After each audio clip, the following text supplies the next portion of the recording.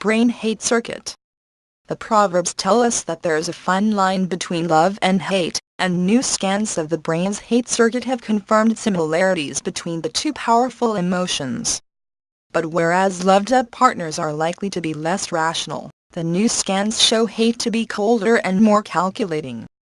Semir Zeki of University College London, UK, who has previously mapped the neural circuits involved in romantic and maternal love, and colleague John Romaya selected 17 subjects who expressed a strong hatred for an individual, typically an ex-lover or colleague.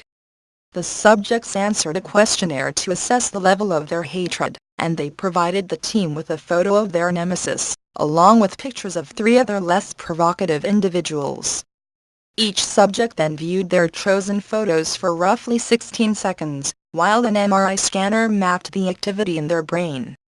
By comparing their responses to the hated face with their reaction to the neutral photos, the team could identify the neurological circuits we use when feeling intense hatred.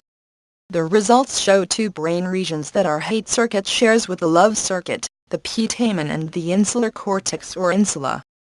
The putamen is thought to be used to prepare the body for movement.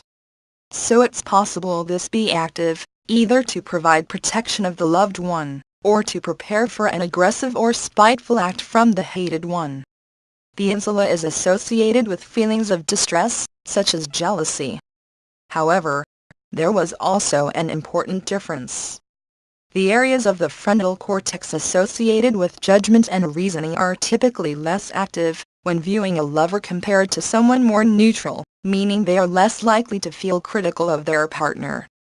The hate-filled subjects, though, only showed a reduction in one small part of this area, while the rest was still active.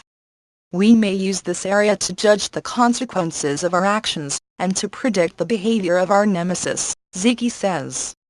In love, you take leave of your senses and go wild for that person, but in hatred it seems you must be all there, to calculate your next move, he says.